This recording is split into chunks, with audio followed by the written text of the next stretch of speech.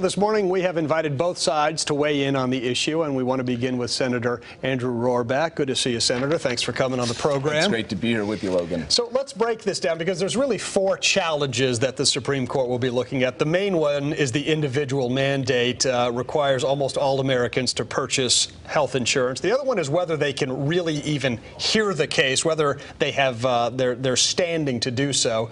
The third one is if the mandate falls, what happens to the rest of the law? Does that survive? And then finally, there's the Medicaid expansion. Is that constitutional? Why don't we take the individual mandate first, because that's the one that everybody's really focusing on. What are your thoughts about that, and what will the court do you think? Well, Logan, I mean, obviously all of us on Thursday are going to be waiting with bated breath to hear from the highest court in the land. But people that were in the courtroom when this case was argued felt quite strongly that the individual mandate was likely to be found unconstitutional. And the reason for that is because this component of the law, which would have the federal government telling each and every American citizen that they had to buy a commercial product from a for-profit insurance company, is way beyond what the framers ever intended federal power would be. The federal government is not supposed to be all-powerful. The Constitution puts limits on the power of the federal government, and one of those limits is they can't tell us what to buy, what to wear, what to eat.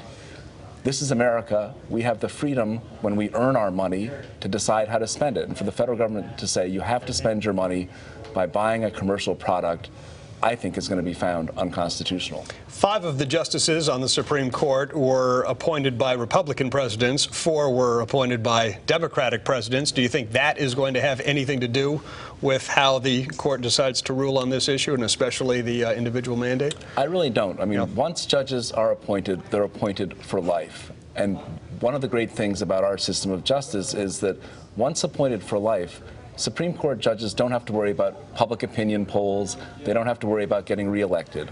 All they have to worry about is being faithful to the Constitution of the United States of America. And I think we've seen over the past several years that rulings, controversial rulings that Republicans might like or Democrats might like, the court doesn't vote along party lines. Justice Kennedy is widely recognized to be the swing vote, and he may well be the swing vote in this case. But it's not a political issue, it's a legal issue, and I think the legal issue is going to become clear that the mandate is unconstitutional. Let's say the individual mandate does fall. Let's say the court rules that it is constitutional, that specific section of the law. What then happens to the rest of the law? Can it survive, or does that wipe it out as well? Well, I think the entire scheme is going to be on very thin ice. If the mandate is found unconstitutional, it's hard to imagine the balance of this law surviving. And the reason for that is because so much revenue is expected to be derived from the penalty people pay to the government. The rules as they now stand are either you buy insurance or else you pay a penalty to the government.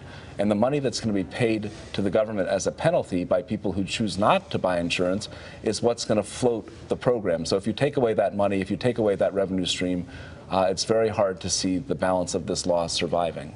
Another issue is this Medicaid expansion. What do you think will happen with that? Will that be determined constitutional or unconstitutional? Well, I think really the bigger question is, can this law in its entirety survive if the mandate? I think the mandate is most likely to be found unconstitutional. Even if the Medicaid expansion is found to be constitutional, the question is, will we be able to afford it? The problem with this bill is that the high-minded aspirations that originally gave birth to this bill have now succumbed to reality. It's done nothing to control costs. Premiums continue to rise at a rate which is alarming to all Americans, and the bill has not found acceptance by the American people, and it shouldn't find acceptance because members of Congress didn't know what the bill said when they voted on it. It was voted on in such a rush, in such haste, and when Nancy Pelosi said, "We don't know what's in the bill. We have to pass the bill before we know what's in it," I think that's reason enough for the American people to want us to go back to the drawing board and start over. We will see. Senator Andrew Roraback, good to talk to you. Appreciate that. Logan, thank you, and we'll wait for Thursday. We will wait for Thursday.